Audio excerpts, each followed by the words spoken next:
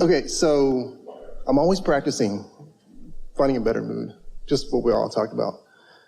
But when I think about something that's bigger, that I really want, that's big to me, for example, acting, I really want to do acting, but I've been here in LA for 15 years, small roles here and there. So whenever I think about where I want to be, I think positively about it. But there's always something in the back of my mind that says, do you know how everyone creates? We've said a lot of words here today, but I want to give you a really simple statement. Everybody's creating their own reality, but you know what the factor is in the reality that you're creating? Your expectation. What you just said to us is, I have a desire, but my expectation is not up to speed with my desire. Then that begs the next question. Well, where are you getting your expectation? Well, I'm basing it on what I've been observing. And what I'm observing isn't what I want, but I've observed it so much that it's my expectation. So that suggests that you want to look someplace else. Jerry and Esther have a dear friend. She's a psychologist, a coach, a counselor, a really good one. And she lives on the East Coast.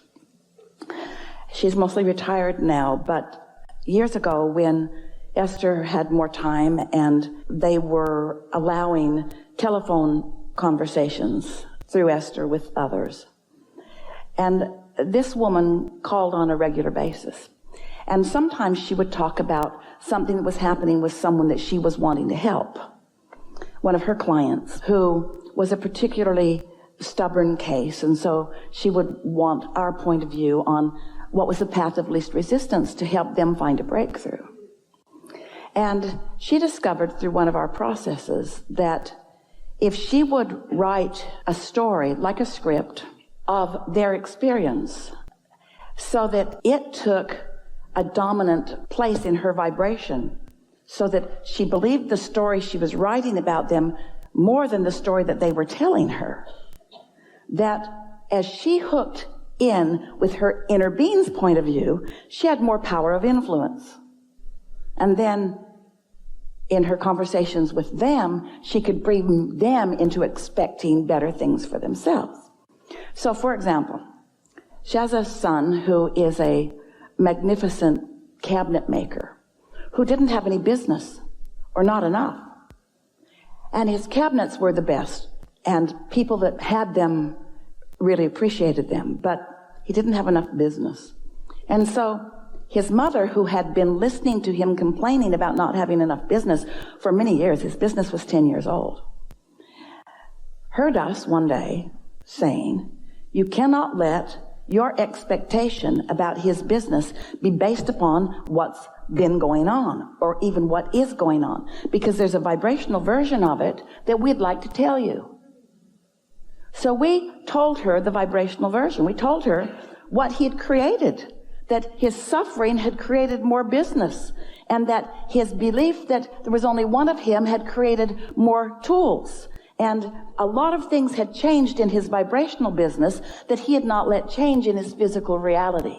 So his expectation was stuck in a place that wasn't serving him, but his inner being's expectation was a whole other story.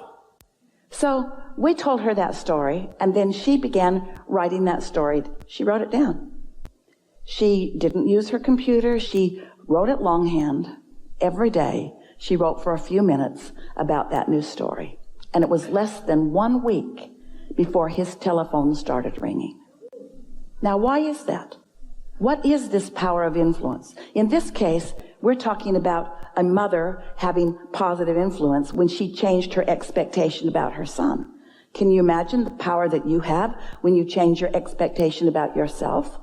Can you imagine if you could tell the story that your inner being knows until you own it, until it's your story? Your expectation is your point of attraction. And you can tell by the way you feel whether you're in sync with the story that your inner being is telling or at odds with it on every subject. So you want to ask your inner being for their story, for their version of you as an actor, if you still care about that, because your inner being has a story to tell. And if you believe that your inner being exists, and you believe that your inner being has a perspective, and you're willing to listen to the expectation, listen to the story that your inner being tells you, and you're willing to practice it until it's the dominant vibration within you, then what you're outputting will be in sync with what your inner being is outputting, and what comes to you will reflect the change in your expectation. We used to talk about bridging beliefs, but it's a more powerful word. Change your expectation. Practice an expectation that pleases you.